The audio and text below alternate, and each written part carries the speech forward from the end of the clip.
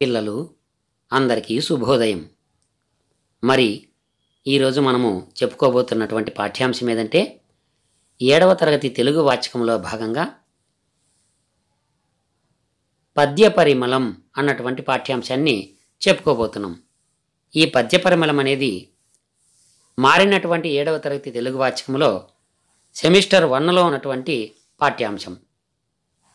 పద్య పరిమళం అనే పాఠ్యాంశం ఏ ప్రక్రియకు చెందింది అనంటే, ప్రక్రియ అంటే మనకు తెలుసు కదా, ఇదివరకు అనేక సందర్భాల్లో ప్రక్రియను గురించి తెలుసుకున్నాం. ప్రక్రియ అంటే రచనా విధానం. ప్రస్తుతం మన పాఠ్యభాగం పద్య పరిమళం అనేది ఏ రచనా విధానంలో ఉంది? ఇది గేయమా, పద్యమా, వచనమా, గద్యమా, లేదా ద్విపద పద్యమా, శతక పద్యాల సంభాషణ రూపంలో ఉంటుందా? ఈ పాఠ్యాంశం ఏ రూపంలో ఉంటుంది, ఏ రచనా విధానంలో ఉంటుంది అనేదే ప్రక్రియ. మరి మన ప్రస్తుత పాఠ్యాంశమైనటువంటి పద్య పరిమళాలు అనేది శతకము అన్నటువంటి ప్రక్రియకు చెందింది. శతకము అంటే మీకు తెలుసు కదా, శతకాలు ఎన్నో రకాలు ఉంటాయి. వేమన శతకము, సుమతి శతకము, భాస్కర శతకము, గువ్వల చెన్నుడి శతకము, నార్ల వెంకటేశ్వరరావు శతకము, ఇలా అనేక రకాల శతకాలు ఉన్నాయి. ప్రస్తుతము మన పాఠ్యాంశం శతక ప్రక్రియకు చెందింది కాబట్టి శతకం అంటే ఏమిటంటే, శతకానికి కొన్ని లక్షణాలు ఉంటాయి. శతక పద్యానికి ఎన్ని లక్షణాలు ఉంటాయంటే చూడండి. శతకము, శత అంటే 100 అని, శతకము అంటే 100 పద్యాలతో రచింపబడినటువంటిదిని. ఒకవేళ 100 ఉండొచ్చు, 100 కంటే ఎక్కువ కూడా ఉండొచ్చు. 106 పద్యాలు కానీ, 116 పద్యాలు కానీ, ఇలా 100 కంటే ఎక్కువగా ఉండే పద్యాలను శతక పద్యాలు అంటారు. మరి ఈ శతక పద్యాలకు ఉన్నటువంటి లక్షణాలు కనుక మనం గమనించినట్లయితే, ప్రతి శతక పద్యము నీతిని తెలియజేసేట్టుగాను ఉండొచ్చు,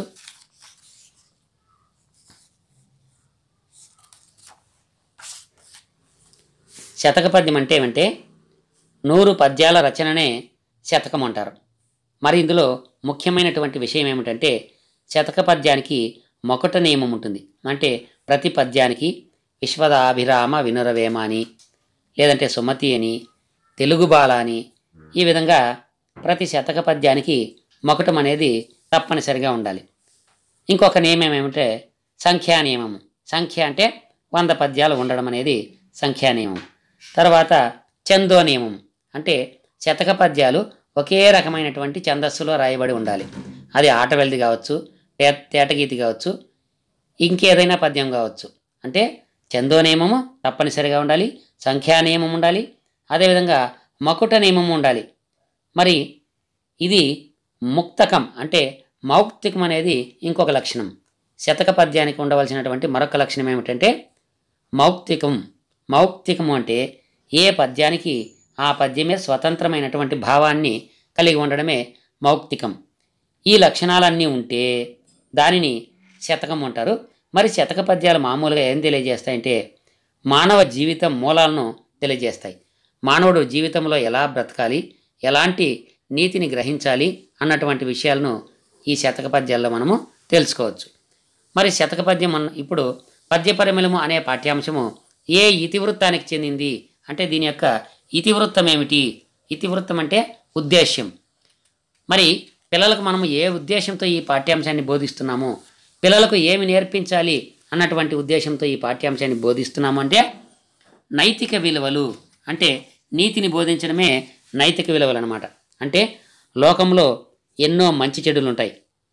ఆ మంచి చెడుల్లో మంచిని మాత్రమే తీసుకోవడం, లోక ధర్మాలను పాటించడం, లోక రీతులను తెలియజేయడం, విద్యార్థులలో నైతిక విలువలను పెంపొందించడం, వారిని ఉత్తమమైనటువంటి పౌరులుగా తీర్చిదిద్దడమే ఈ పాఠ్యాంశం యొక్క ముఖ్య ఉద్దేశం.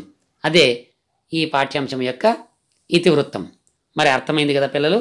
మరి ఇప్పుడు మనము పాఠ్యాంశం పోయే ముందు ప్రతి పాఠ్యాంశానికి ఉన్నట్లే ఈ పాఠ్యాంశానికి కూడా ఒక ఉన్ముఖీకరణ చిత్రం అంటే సన్నివేశ చిత్రం ఇచ్చారు. ఆ సన్నివేశ చిత్రాన్ని చూడండి, ఆ సన్నివేశ చిత్రం గురించి మాట్లాడండి. మరి సన్నివేశ చిత్రాన్ని చూద్దామా? వినడం, ఆలోచించి మాట్లాడడం. ఇక్కడ ఒక చిత్రం చూసారా? చిత్రాన్ని గమనించండి. చిత్రంలో ఎవరెవరున్నారు? చిత్రంలో ఎవరెవరున్నారు? ఒక గురువు గారు ఉన్నారు, 6 మంది శిష్యులు ఉన్నారు. మరి గురువు ఆ శిష్యులకు ఏమి బోధిస్తున్నాడో చూడండి.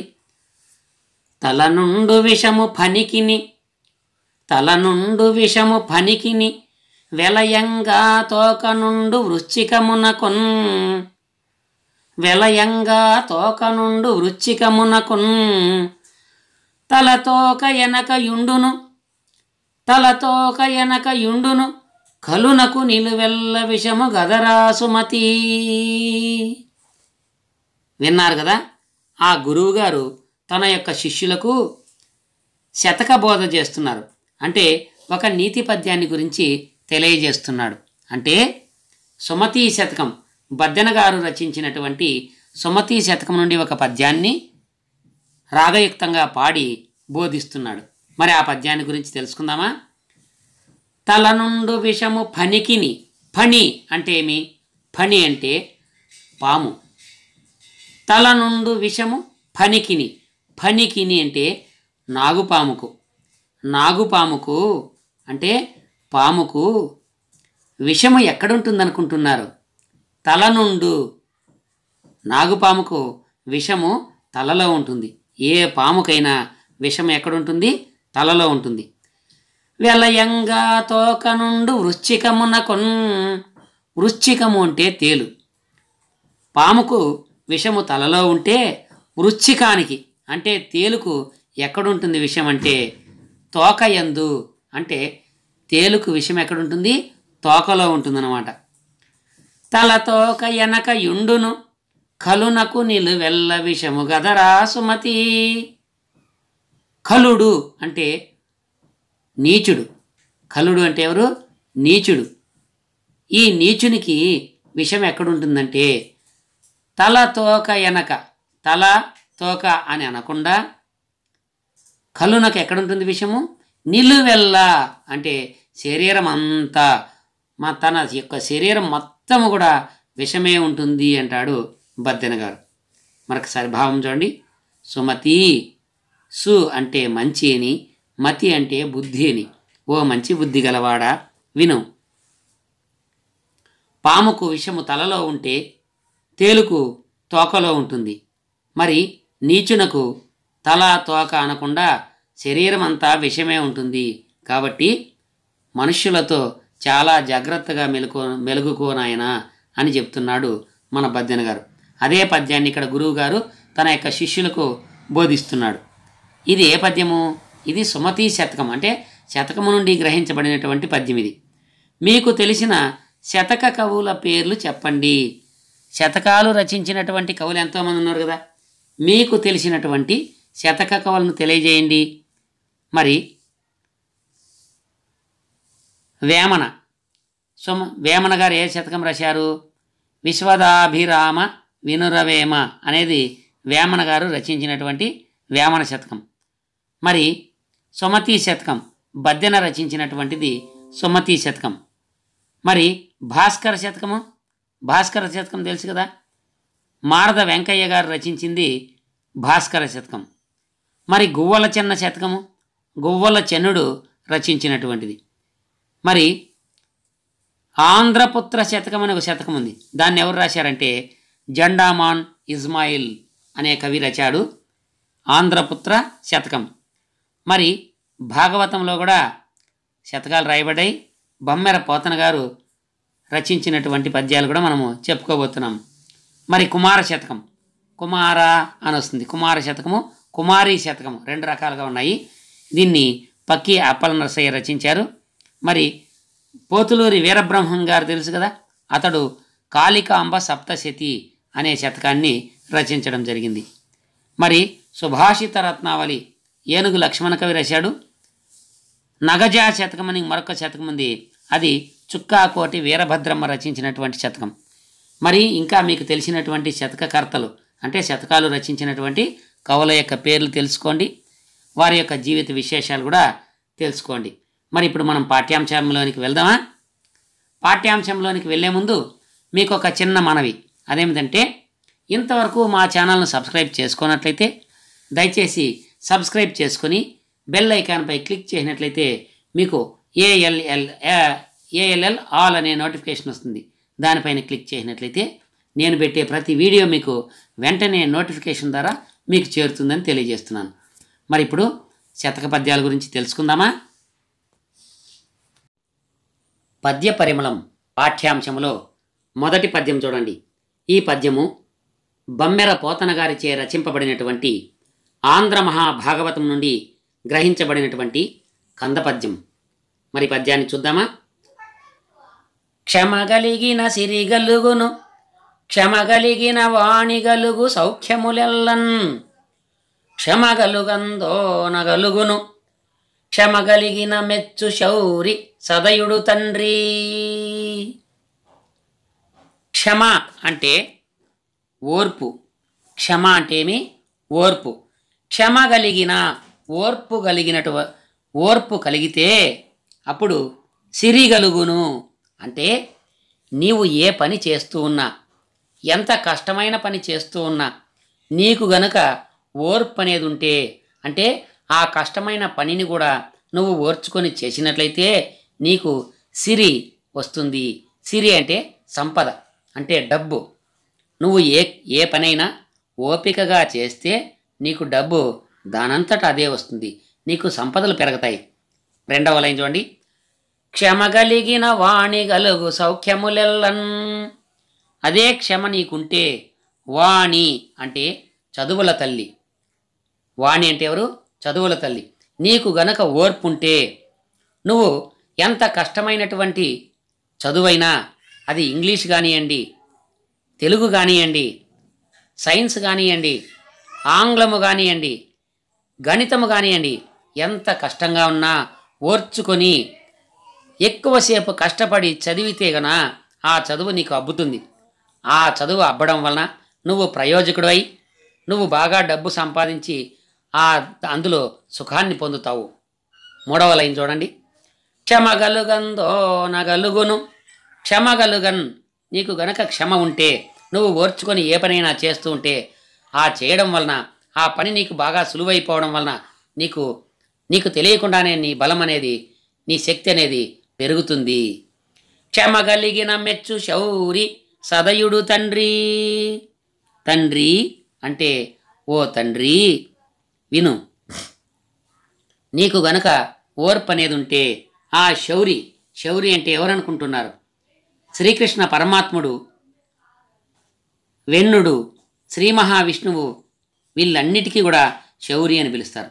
నిజంగా శ్రీకృష్ణుని యొక్క తండ్రి వసుదేవుడు, వసుదేవుని యొక్క తండ్రి సూరసేనుడు అంటే సూర్యుడు, సూర్యుని యొక్క మనవడు శ్రీకృష్ణుడు కాబట్టి అందువలన శ్రీకృష్ణుడిని శౌరి అంటారు. శ్రీకృష్ణ పరమాత్ముడు కూడా ఆ శ్రీ మహావిష్ణువు యొక్క దశావతారాల్లో ఒక అవతారం కాబట్టి ఇక్కడ శౌరి అంటే శ్రీ మహావిష్ణువుగా తీసుకుంటాం. ఆ శ్రీ మహావిష్ణువు కూడా నీ యొక్క క్షమను మంచి హృదయంతో మెచ్చుకుంటాడు అని దీని భావం.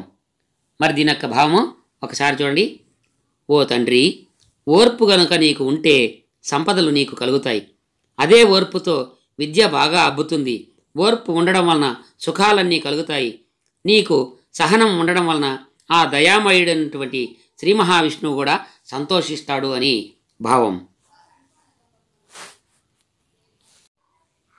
పద్య పరిమళాలలో రెండవ పద్యం చూడండి. ఇది గువ్వల చెన్న శతకం. ఈ శతకం ఏది? గువ్వల చెన్న. ఈ గువ్వల చెన్నుడు అనేవాడు 17వ శతాబ్దంలో గువ్వల చెన్న శతకం అనేది రాశాడు. ఇది కూడా కందపద్యమే. చూడండి.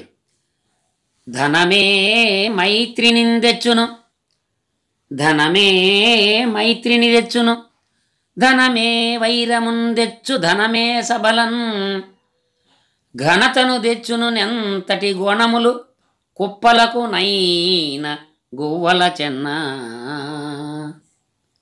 మరొక్కసారి చూడండి. ధనమే మైత్రిని తెచ్చును, ధనమే వైరమును తెచ్చు, ధనమే సబలన్, ఘనతను తెచ్చును నెంతటి గుణముల, కుప్పలకు నైన గువ్వల చెన్న. ఓ గువ్వల చెన్న విను. ఏమిటంటే మన దగ్గర గనక ధనము దండిగా ఉంటే, అంటే డబ్బు దండిగా ఉంటే, సంపద బాగా ఉంటే, ఆ డబ్బును చూసి, ఆ సంపదను చూసి అందరూ మనతో మైత్రి ఏర్పరచుకుంటారు. అంటే మనతో స్నేహం చేసుకుంటారు. మైత్రి అంటే స్నేహం. మన దగ్గర సంపదలు బాగా ఉన్నాయి కాబట్టి ఎక్కువ మంది ప్రజలు మనతో స్నేహం చేయాలని వస్తారు. ధనమే వైరమున్ తెచ్చును.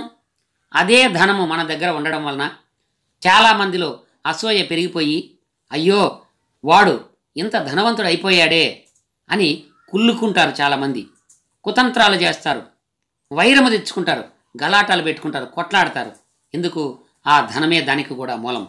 మన దగ్గర ధనం ఉంటే అందరూ మనతో స్నేహం చేయడానికి చూస్తారు.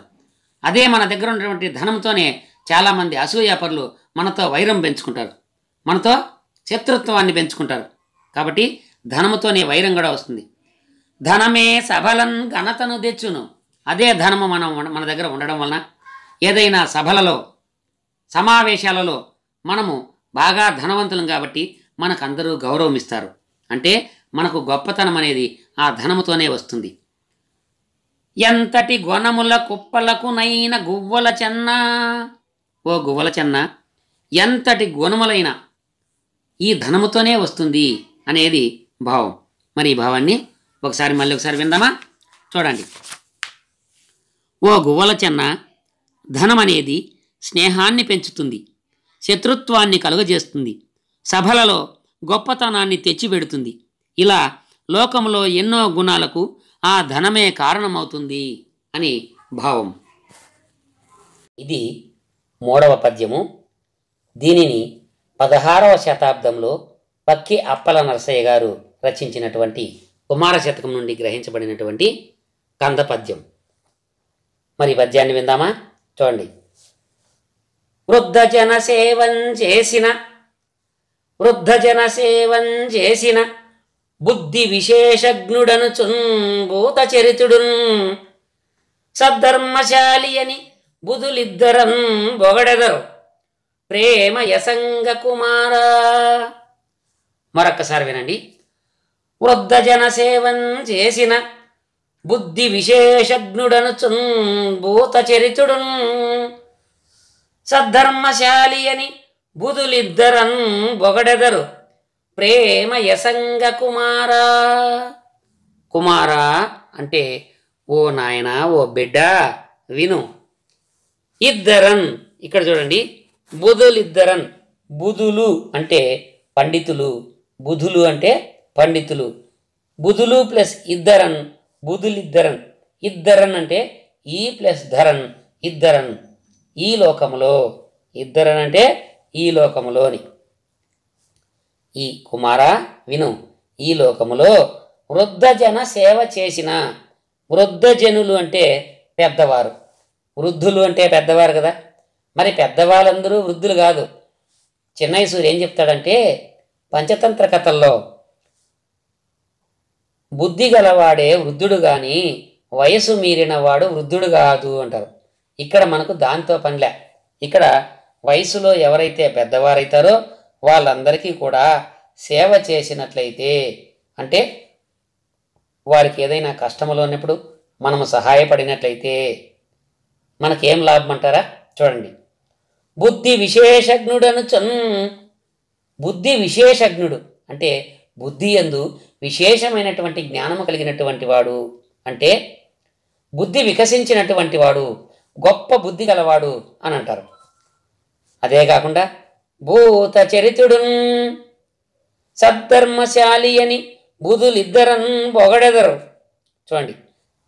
భూత అంటే ప్రాణులయందు, చరితుడున్ అంటే బాగా తెలిసినటువంటి వాడు, అంటే పెద్దవారిని గౌరవించడం, పెద్దవారికి సేవ చేయడమే కాకుండా తన యొక్క బుద్ధి విశేషంగా, అంటే గొప్ప బుద్ధి కలిగినటువంటి వాడు, తన యొక్క ప్రవర్తన కూడా సక్రమమైనటువంటిగా ఉన్నటువంటి వాడు అని సద్ధర్మశాలి అని. సద్ధర్మ, సత్ అంటే మంచి, ధర్మశాలి అంటే ధర్మము తెలిసినటువంటి వాడు అని. బుధులు అంటే పండితులు అనేవారు ఈ లోకంలో పొగడెదరు, మెచ్చుకుంటారు. ప్రేమ యసంగ కుమారా. ప్రేమ అంటే ఇష్టంతో, ప్రేమ యసంగన్ అంటే అధికమైనటువంటి ప్రేమతో పండితులు కూడా మెచ్చుకుంటారు. ఒకసారి మళ్ళీ చూడండి దీని యొక్క భావం. ఓ కుమారా, వయసులో పెద్దగా ఉన్నటువంటి వారిని సేవిస్తే మన యొక్క బుద్ధి వికసిస్తుంది. అదే కాకుండా మన యొక్క ప్రవర్తన కూడా పవిత్రమవుతుంది. మన యొక్క ప్రవర్తన కూడా పవిత్రమవుతుంది. మన యొక్క సంస్కారము ధర్మబద్ధమవుతుంది. అంటే సద్ధర్మశాలి అన్నారు కదా, అంటే మంచి ధర్మము తెలిసినటువంటి వాడు అంటే సంస్కార బుద్ధి, ధర్మబుద్ధి ఉన్నట్లుంటుంది. కాబట్టి అలాంటి వారిని ఈ లోకంలో పండితులు కూడా కీర్తిస్తారు, మెచ్చుకుంటారు, పొగడతారు అని భావం. కాబట్టి మనమేం చేయాలంటే మిత్రులారా, పెద్దలను గౌరవించాలి. పెద్దలకు ఏదైనా సమస్య వస్తే వారికి మనం సేవ చేయాలి. ఆ విధంగా చేయడం వలన మన యొక్క బుద్ధి వికసిస్తుంది, మన యొక్క ప్రవర్తన కూడా పవిత్రమవుతుంది. అంతేకాకుండా ధర్మబద్ధమైనటువంటి అంటే మన యొక్క సంస్కారం అనేది ధర్మబద్ధమవుతుంది. అట్లని పండితులు కూడా మనల్ని కీర్తిస్తారు అని దీని యొక్క భావం. మరొక పద్యాన్ని విందామా? ఇది 4వ పద్యము. ఈ పద్యాన్ని 17వ శతాబ్దానికి చెందినటువంటి పోతులూరి వీరబ్రహ్మేంద్ర స్వామి గారు రచించినటువంటి కాళికాంబ సప్తశతి అన్నటువంటి శతకం నుండి గ్రహించబడినటువంటిది ఈ ఆటవెలది పద్యం. మరి సప్తశతి అంటే ఏమంటే, శతకము అంటే 100 పద్యాలు ఉన్నటువంటిది, ద్విశతి అంటే 200 పద్యాలు కలిగినటువంటి శతకం, త్రిశతి అంటే 300 పద్యాలు కలిగినటువంటిది శతకం. అదే పంచశతి అంటే 500 పద్యాలు కలిగినటువంటిది పంచశతి. ఇక్కడ మన పోతులూరి వీరబ్రహ్మం గారు కాళికాంబ సప్తశతి అంటే సప్త అంటే 7, సప్తశతి అంటే 700 పద్యాలు రచించినటువంటి శతకం, 700 పద్యాలు కలిగినటువంటి శతకము కాళికాంబ సప్తశతి అనేది. మరి పద్యాన్ని చూద్దామా? చూడండి. పరులదిట్టనోరు పాప పంకిలమౌను, పరులదిట్టనోరు పాప పంకిలమౌను, పెద్దలను నుతింప శుద్ధియగును, పెద్దలను నుతింప శుద్ధియగును, నోటి మంచితనము పాటించు సుజ్ఞాని, నోటి మంచితనము పాటించు సుజ్ఞాని, కాళికాంబ హంస కాళికాంబ. ఓ కాళికాంబ, ఓ కాళికామాత. పరుల అంటే ఇతరుల, పరుల అంటేమి ఇతరుల, తిట్ట పరులను తిట్టడం వలన, తిట్టడం అంటే దూషించడం, ఇతరులను దూషించడం వలన నోరు పాప పంకిలమవును, పాపము చేత నోరంతా పంకిలమవుతుంది. పంకిలము అంటే బురద. చూసారా, ఇతరులను ఊరకనే మనము గనక తిట్టుచూ ఉంటే మన నోరే బురద అయిపోతుంది, అంటే గలీజ్ అయిపోతుంది అనమాట. పెద్దలను నుతింప శుద్ధియగును, పెద్దలను అంటే మనకంటే పెద్దవాడిని, నుతింప అంటే గౌరవింప, పెద్దలను గౌరవిస్తే మన యొక్క నోరు శుద్ధియగును, శుద్ధమైపోతుంది అన్నమాట, అంటే పవిత్రత చేకూరుతుంది అని లెక్క. నోటి మంచితనము పాటించు సుజ్ఞాని, సు అంటే మంచి, జ్ఞాని అంటే జ్ఞానము గలవాడు, మంచి జ్ఞానవంతుడు. నోటి మంచితనము పాటించు అంటే తన నోటి నుండి మంచి మంచి మాటలు మాత్రమే మాట్లాడడం అనేది అలవాటుగా చేసుకుంటాడు. ఎందుకంటే సుజ్ఞాని అంటే మంచి జ్ఞానము గలవాడు, ఏది మంచి ఏది చెడ్డ అని తెలుసుకున్నటువంటి జ్ఞానవంతుడు ఏది మాట్లాడాలో అదే మాట్లాడి నోటిని అదుపులో పెట్టుకుంటాడు. చూసారా, ఇతరులను తిట్టడం వలన మన నోరే బురదమయమైపోతుంది, పెద్దలను గౌరవించడం వలన మన యొక్క నోరు శుద్ధి అవుతుంది. మంచి జ్ఞానవంతులు ఏం చేస్తారంటే నోటి నుండి మంచి మంచి మాటలను మాత్రమే మాట్లాడతారు అనే భావం అన్నమాట. మరి దీని యొక్క భావాన్ని ఒకసారి చదువుదామా? చూడండి. ఓ కాళికాంబ, ఇతరులను నిందిస్తూ ఉండే నోటికి పాపం అనే బురద అంటుకుంటుంది. పెద్దలను గౌరవిస్తూ మాట్లాడితే పుణ్యం కలుగుతుంది. జ్ఞానవంతుడు ఎక్కడైనా ఎప్పుడైనా మంచి మాటలనే మాట్లాడుతాడు. కాబట్టి పిల్లలు, మీరు కూడా ఊరకనే ఇతరులను తిట్టరాదు. ఆ విధంగా తిట్టడం వలన మనకు పాపము, మన పాపము చేత మన యొక్క నోరే బురద అయిపోతుంది. కాబట్టి ఎవరైనా మనకంటే పెద్దవాళ్ళు ఉంటే వాళ్ళను మంచి మాటలతో గౌరవించాలి.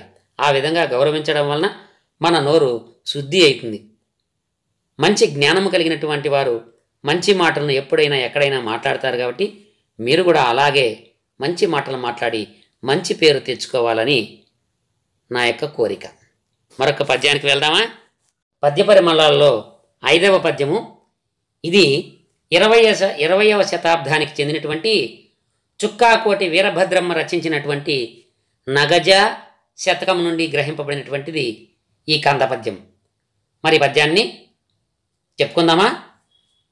సత్యమే యశమునకు మూలము, సత్యమే యశమునకు మూలము, సత్యమే భవమోహ పాశ సంస్కృతి బాపున్, సత్యమే శీలము నిలుపును, సత్యముతో నెట్టి వ్రతము చాలదు నగజ. మరొకసారి వినండి. సత్యమే యశమునకు మూలము, సత్యమే భవమోహ పాశ సంస్కృతి బాపున్, సత్యమే శీలము నిలుపును, సత్యముతో నెట్టి వ్రతము చాలదు నగజ. మరొక్కసారి వినండి. సత్యమే యశమునకు మూలము, సత్యమే భవమోహ పాశ సంస్కృతి బాపున్, సత్యమే శీలము నిలుపును, సత్యముతో నెట్టి వ్రతము చాలదు నగజ. చూడండి. ఓ నగజ, నగజ విను. సత్యమే యశమునకు మూలం. యశము అంటే కీర్తి. కీర్తికి మూలం ఏదంటే సత్యమే. అంటే సత్యము పలకాలి, సత్యమే పలకాలి, ఎప్పటికీ సత్యమే పలకాలి అన్నటువంటి వ్రతము ఎవరికైతే ఉంటుందో వారికి గొప్ప పేరు వస్తుంది. గొప్ప పేరు అంటే కీర్తి. అంటే కీర్తి రావడానికి కారణము, కీర్తి రావడానికి మూలము సత్యమే. సత్యాన్ని పలకడము అన్నటువంటి వ్రతముతోనే మనకు మంచి పేరు వస్తుంది, మంచి కీర్తి లభిస్తుంది. సత్యమే భవమోహపాశ సంస్కృతి బాపున్. సంస్కృతి అంటే మనకు కొన్ని ఆచారాలు అలవాట్లు ఉంటాయి. అవేంటంటే భవ అంటే పుట్టుక నుండి, మోహ భవ అంటే పుట్టుక లేదంటే ఉనికి, మోహం అంటే కోరిక లేదా భ్రాంతి, పాశము అంటే త్రాడు లేక బంధం. అంటే పుట్టుకతోనే మనకు ఎన్నో కోరికలు ఉంటాయి, వాటితో అనుబంధం ఏర్పడి ఉంటుంది. ఆ విధమైనటువంటి కోరికలను భవబంధాలను నశింపజేయడానికి ఈ సత్యము అన్నటువంటి ఒక్క మాటే చాలు. సత్యం అనేది కోరికలను భవబంధాలను కూడా నశింపజేస్తుంది. సత్యమే శీలము, సత్యమే శీలము నిలుపును. ఆ సత్యమే శీలాన్ని కాపాడుతుంది. శీలాన్ని కాపాడేదేది సత్యమే. సత్యముతో నెట్టి వ్రతము చాలదు నగజ. సత్యముతో ఎట్టి వ్రతము, సత్యముతో ప్లస్ ఎట్టి వ్రతం అంటే వ్రతం అంటే పూజ. సత్యాన్ని మించినటువంటి పూజ ఏదీ లేదు అని దీని భావం. మరి ఇందులో మనము ఇక్కడ భవమోహ పాశ సంస్కృతి ఉందా, దాని గురించి మరి ఒకసారి చూద్దాం. చూడండి. భవమోహ పాశ సంస్కృతి అంటే ఏమంటే, భవము అంటే పుట్టుక ఉనికి, మోహం అంటే కోరిక భ్రాంతి, పాశము అంటే త్రాడు లేదా బంధము అని అర్థాలు. మరి ఈ మూడింటిని కలిపి భవమోహ పాశములు అంటాం. ఏమంటాము? భవమోహ పాశములు మూడింటిని. ఇదే భవమోహ పాశములు అనేది ఏ సమాసం అంటే భవమును మోహమును పాశమును అంటాం. కాబట్టి ఇవి బహుపద ద్వంద్వ సమాసం అన్నమాట. మరి పుట్టుకతో వచ్చే కోరికలు సంబంధ బాంధవ్యాలను ఈ మూడింటిని కలిపేమంటామంటే భవమోహ పాశములు అంటారు. అర్థమైంది కదా? మరొక పద్యానికి వెళ్దామా?